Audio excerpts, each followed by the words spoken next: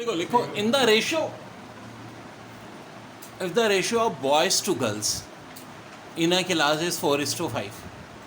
हाँ जी, लड़कियों और लड़कियों का रेशियो है 4:5।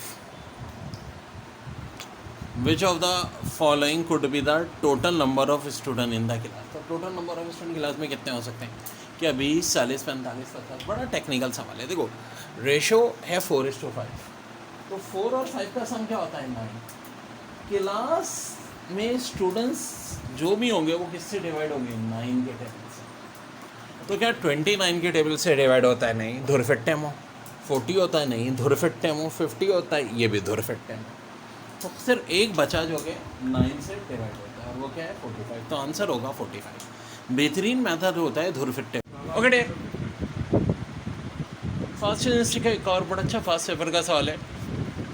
मैन डिस्ट्रीब्यूट इस property two is 3 sons A, B and C in the ratio of 2:3:5 respectively. If B gets 1,50,000, what amount does C get? अगर B ने इतना अमाउंट गेट किया है तो C कितना गेट करेगा? तो बड़ा अच्छा सवाल है। A भाई और भाई B और C, रेशो 2:3:5। अब B ने अगर 1,50,000 रुपये लिए हैं, डॉलर बोल के, क्या बात है यार, क्या? तो C कितने लेगा? तो देखो B का ये जो 1,50,000 का हिस्सा है कितने यूनिट के बराबर है? 3 यूनिट। देखो ना, A को आए 2 यूनिट, B को आए 3 यूनिट, C को 5 यूनिट। तो 3 यूनिट 1,50,000 डॉलर के बराबर है और हमसे पूछ रहे हैं C के यूनिट। C के कितने यूनिट है? 5। तो बड़ा सिंपल है, 1,50,000 B के यूनिट है तो B के यूनिट 3 से इसको डिवाइड कर दो और जिसके यूनिट चाहिए उससे हमेशा मल्टीप्लाई कर दो। C के यूनिट 5 है, 5 से मल्टीप्लाई कर दो। अब 1,50,000 को जब 3 से डिवाइड करोगे, बड़ा सिंपल है यार, 50,000 आएगा। 50,000 को 5 से मल्टीप्लाई कर दो, ये भी बड़ा सिंपल है, कितना आ जाएगा? 2,50,000। Answer were 2,50,000। Certain number of men construct a house in 90 days. If 10 more men are hired, the time required drop to 60 days. How many men are there originally? शुरू में कितने मैन थे? हमें नहीं पता, हम उनको मान लेंगे x। डेज अलबत्ता 90 लग रहे थे। फिर क्या हुआ? कहीं से 10 आदमी और आ गए तो 60 डेज़ में हो गया। अब बहुत आसान है भाई, वही जो हमारा फार्मूला होता है M1D1 = M2D2, लगा दीजिए। M1 की जगह x, D1 की जगह 90, M2 की जगह x + 10, D2 की जगह 60। थोड़ा सा सॉल्व कर लीजिएगा, x की वैल्यू आ जाएगी। मैन डिस्ट्रीब्यूट इस property two is 3 sons A, B and C in the ratio 2:3:5 respectively. If B gets 1,50,000, what amount does C get? और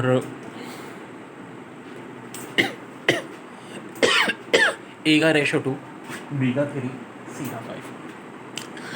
अब B का रेशो दिया हुआ है कितना? 1,50,000। B के कितने यूनिट है? साफ दिख रहा है 3 यूनिट। 3 लाख यूनिट बराबर है 1,50,000। हमें क्या चाहिए? C के कितने यूनिट है? 5। तो वही बात, 1 यूनिट की वैल्यू निकाल लो। 1 यूनिट निकालने के लिए 3 को डिवाइड कर दो, 50,000।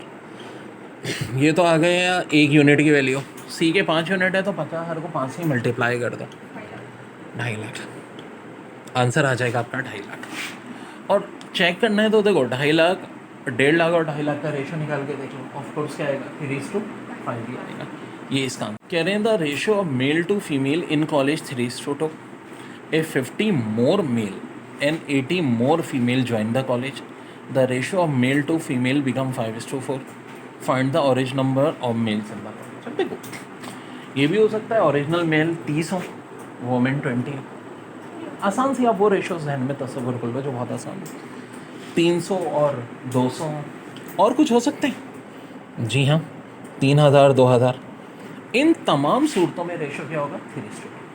लेकिन मेरा करेक्ट आंसर कौन सा होगा जिसमें 50 मेल ऐड करने पे और 80 फीमेल ऐड करने पे रेशो क्या आ जाए? 5:4। मैं 30 और 20 में अगर 50 और 80 ऐड करता तो ऐसा रेशो नहीं आता। और 3,000 2,000 पे तो कोई चांस ही नहीं है। हाँ, अगर मैं 300 में 50 एडअप करूँ तो 350, 200 में एडअप करूँ तो 280। साफ दिख रहा है रेशो किसका आ रहा है, 5:4 का। तो करेक्ट आंसर क्या होगा, 300। कुछ भी नहीं दिया हुआ था हमें सिवाय इसके 3:2। जब भी इस तरह का सवाल है, राउंड फिगर निकाल के सोचो, 30 या 20 से, या तो 300 200 से, या 3,000 2,000 से। तो ऑफ कोर्स किससे आ गया, 300 और 200। हमसे तो सर मेल पूछा था ना, तो मेल की तादाद कितनी हो गई। School boy 1.4 meter tall cast a shadow 1.2 meter long at the same time when the school building cast a shadow 5.4 meter long. Find height of the building. यार बड़ा अच्छा सवाल है। एक लड़का जिसकी हाइट 1.4 मीटर है, उसका शेडो 1.2 है, ठीक है जी। तो फिर कह रहे हैं कि स्कूल बिल्डिंग जिसकी हाइट 5.4 मीटर है, शेडो दे रही है, शेडो 5.4 मीटर का दे रही है, तो बताओ उस बिल्डिंग की हाइट कितनी होगी। ये टॉपिक है हमारा रेशो एंड प्रोपोर्शन। अब रेशो और प्रोपोर्शन का ताल्लुक किससे होता है, देखो ना, अगर 5 से 20 रुपए के हैं तो बताओ 10 से कितने के हैं।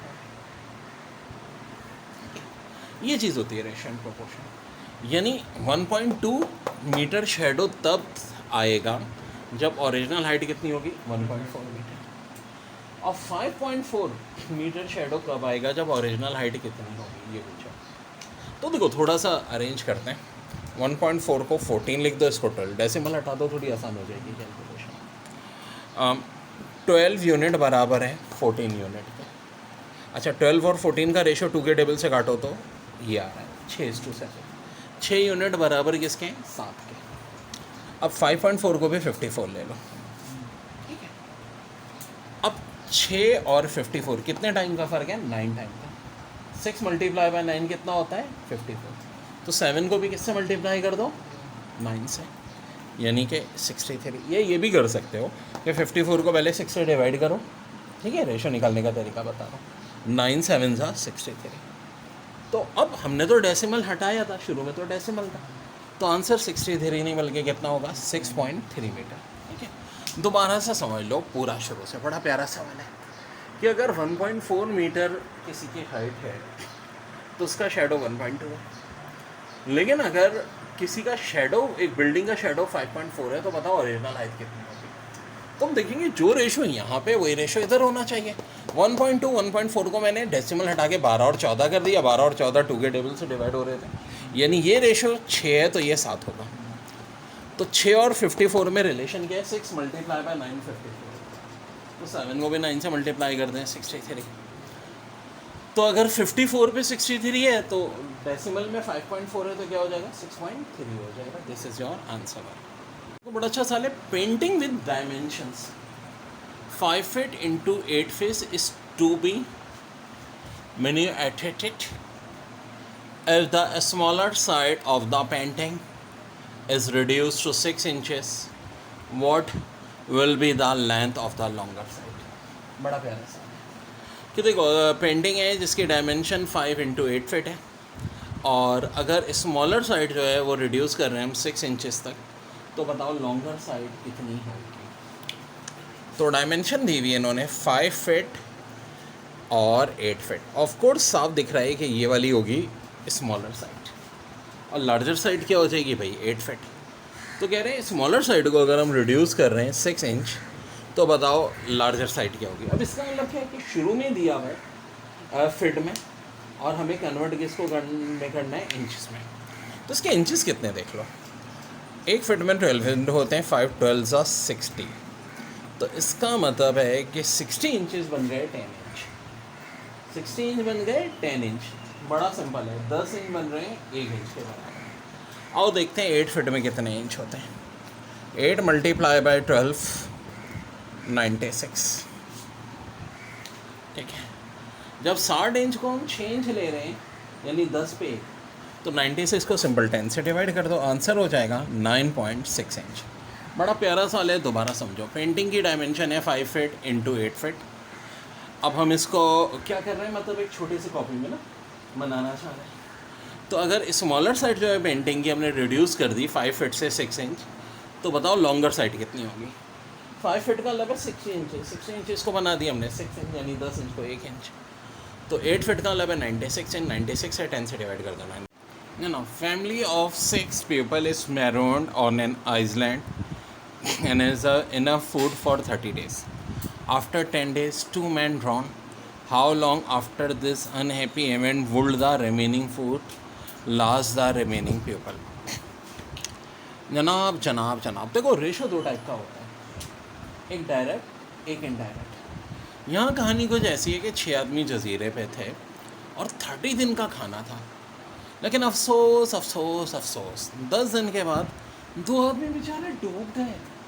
तो रिमेनिंग आदमियों के लिए खाना कितने दिन तक बचेगा? है ना? देखो, मैन की और डेज की हमेशा होती है इन्वर्स रिलेशन। जितने ज़्यादा मैन होंगे उतने कम दिन तक खाना चलेगा, और कम मैन है तो ज़्यादा दिन चलेगा। तो शुरू में 6 लोग थे, ठीक है, तो खाना चलता 30 डेज। लेकिन फिर क्या हुआ, 10 दिन के बाद 2 लोग डूब गए। कितने दिन के बाद? 10 दिन के बाद। अब कितने लोग रह गए? 4 लोग, क्योंकि 2 डूब गए। तो खाना कितने दिन तक चलेगा? बड़ा टेक्निकल सवाल है। देखो, 30 में से कितने दिन गुजर गए थे? 10 दिन, यानी रह गए थे 20 दिन। सिंपल सी बात है। अगर 6 लोग रहते तो खाना कितने दिन चलता? 20 दिन।